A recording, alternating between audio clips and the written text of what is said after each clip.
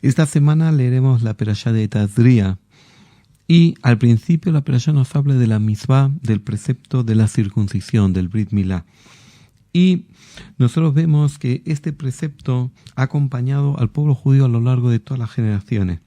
Incluso personas alejadas del judaísmo, alejadas de la práctica judía, pero sin embargo cuando tienen un niño siempre buscan a un mogel, buscan hacerle la circuncisión. Yo cuando estudié para realizar la circuncisión y cuando terminé el curso hacíamos un stage y en este stage acompañábamos a un mogel con mucha experiencia para que ver cómo él iba realizando las circuncisiones y de esta manera aprender.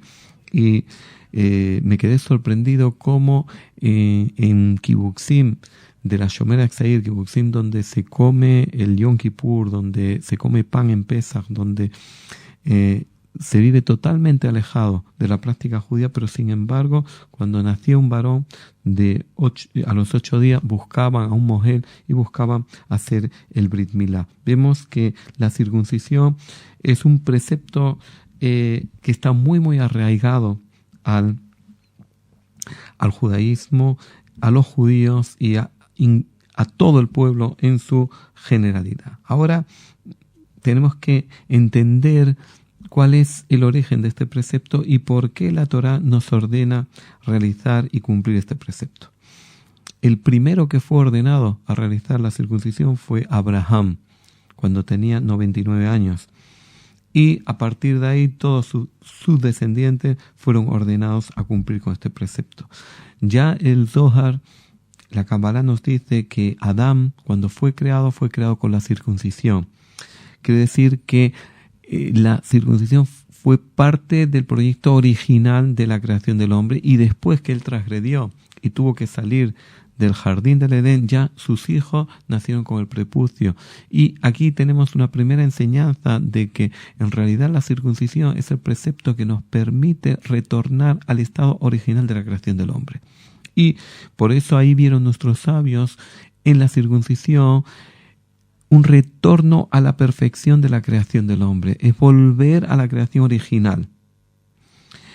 Y sobre esto hay un relato interesante en el Midrash, en el comentario rabínico, que Torno Rufus, un romano, le hizo a Rabbi Akiva. Le dijo: ¿por qué vosotros hacéis la circuncisión? ¿Acaso la obra del hombre es mejor que la obra de Dios? Si Dios creó al hombre con el prepucio, pues es porque Dios quiere que el hombre tenga el prepucio. ¿Y por qué vosotros cambiáis la creación de Dios?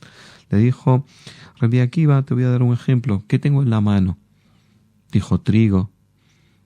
Y agarró la otra mano y dijo: ¿qué tengo aquí? Pan. Dice: si yo te doy a elegir el trigo o el pan, ¿qué elige? Dijo: el pan. Dice: esto es la obra de Dios, el trigo, esta es la obra del hombre. Si la obra de Dios es más importante que la obra del hombre, ¿por qué tú eliges el pan y no eliges el trigo? Le dijo Rabbi Akiva: Dios creó al hombre en potencia, pero lo creó con una finalidad, de que el hombre pueda desarrollarse para obtener su plenitud. Y en realidad, después de la transgresión, el hombre quedó en potencia. Y la misión por la cual el alma baja a este mundo es darle la plenitud, que el hombre pueda llegar a la plenitud por su propio esfuerzo, por su propia acción. Y la circuncisión es retornar al estado original de Adán, al estado original de la creación, al estado de perfección de la creación. Pero por otra parte, nos enseñan nuestros sabios que la circuncisión nos permite abrir un canal al mundo espiritual. Todo lo que está ligado al cuerpo físico está ligado al cuerpo energético. Y los cabalistas ven en el miembro sexual, en el órgano sexual, ven la esfera de Yesod. La esfera de Yesod es la apertura al mundo espiritual, es la conexión del mundo material al mundo espiritual. Y de ahí que no es casualidad que justo la circuncisión se haga en el órgano sexual donde está la esfera de Yesod, según la Kabbalah. ¿Por qué? Porque cuando nosotros cortamos el prepucio, en realidad no solamente estamos realizando una acción dentro de nuestro cuerpo físico, sino que estamos generando a través de esa acción una apertura en nuestro cuerpo energético. Y por eso los cabalistas dijeron que la circuncisión nos permite conectar al mundo espiritual. Y quisieron ver los cabalistas en el precepto de la circuncisión una conexión hacia la dimensión espiritual.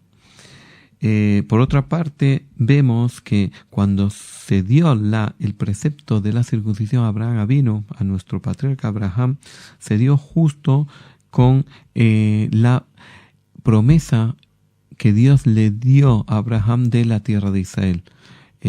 Justo después de que Dios le promete la tierra de Israel, le dice que tiene que hacer la circuncisión, guardarás mi pacto. Quiere decir que por el mérito del pacto de la circuncisión, Dios guarda el pacto que estableció Abraham de darle la tierra de Israel a él y a su descendencia posteriormente.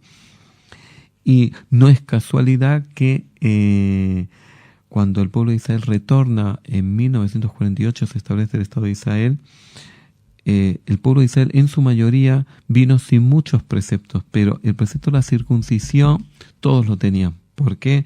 Porque dice el Zohar, la Kabbalah y también Ramban Nachmanides que por el mérito de la circuncisión el pueblo retorna a la tierra de Israel. Y de aquí podemos entender la importancia que este precepto tiene, y si gracias a este precepto tenemos que retornar a la tierra de Israel, y el pueblo de Israel al final de los tiempos tiene que retornar a la tierra de Israel para que la promesa de la época mesiánica se cumpla, ahora podemos entender por qué este precepto ha quedado arraigado y no se podía perder en la práctica del conjunto y la globalidad del pueblo de Israel.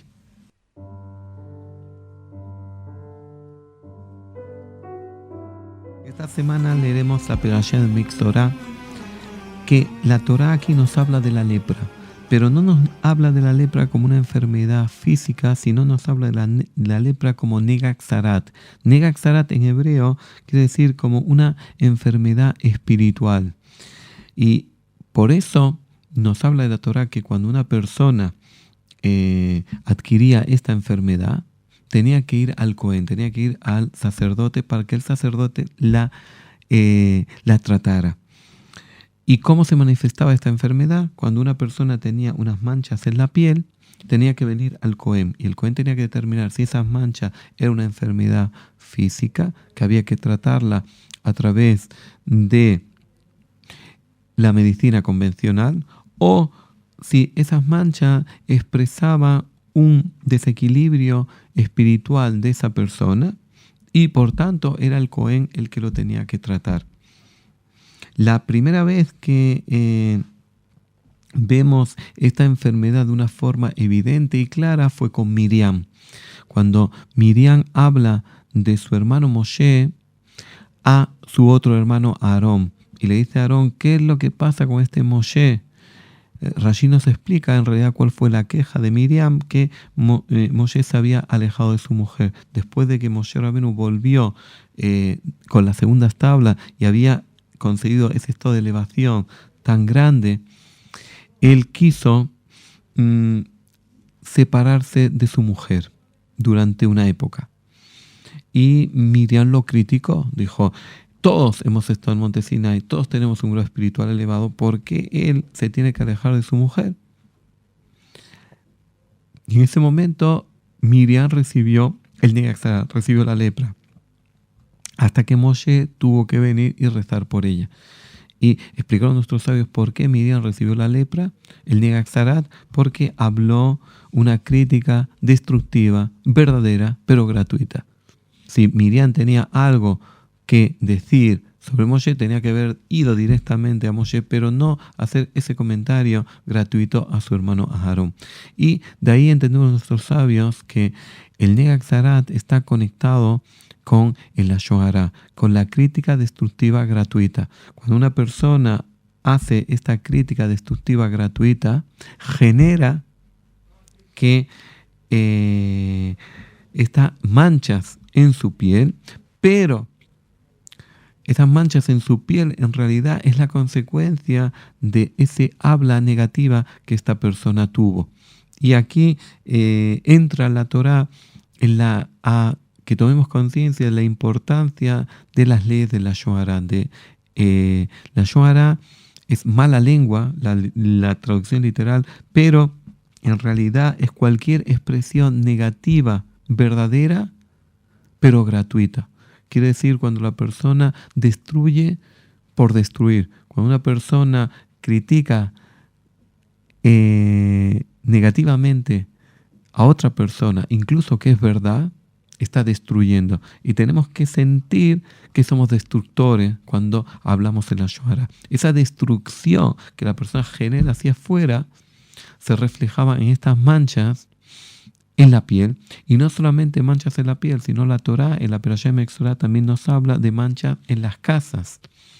Cuando había manchas en las casas, había que llamar al Cohen, y el Cohen tenía que determinar, el sacerdote determinaba si eran manchas de humedad o eran manchas que se generaban por la negatividad de la Shohará, por ese espíritu destructivo. Y no cabe duda de que el hablar es un arte y tenemos que aprender el arte de hablar.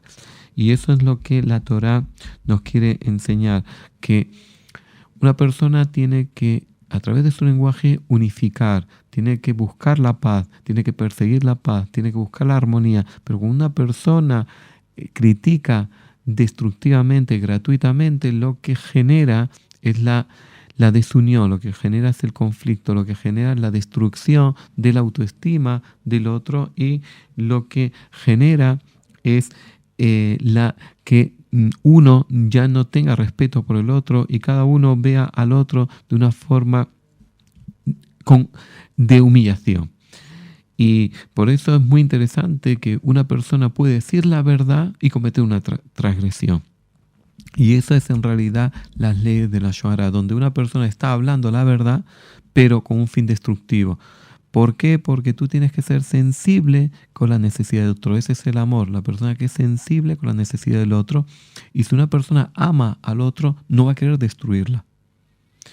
Pero muchas veces la Shohará se genera o bien por el orgullo de que la persona se siente superior, entonces la mejor forma de sentirse superior es denigrar al otro, porque cuando tú hablas mal del otro, tú estás arriba, el otro está abajo, y eso te hace sentir bien, te infla tu ego.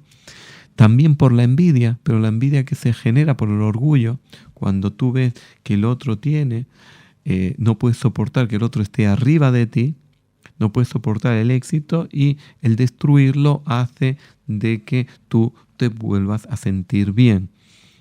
Y también el enojo, cuando una persona está enojada, en ese momento pierde el control y habla palabras indebidas y destructivas contra otra persona. Y de ahí que el Shohará viene a corregir el orgullo, viene a corregir la envidia, viene a corregir el enojo, y hay una cuarta cualidad también que corrige, que es el odio. ¿Por qué? Porque una persona se convierte en destructor, quiere decir que es el odio lo que le mueve. Cuando una persona ama a otra, cuando una persona siente amor, en ningún momento va a querer destruir, sino va a querer proteger. Y por eso es tan importante esta perashá de Mexorá, donde la Torá nos viene a que aprendamos a tomar conciencia de que tenemos que cuidar nuestra palabra.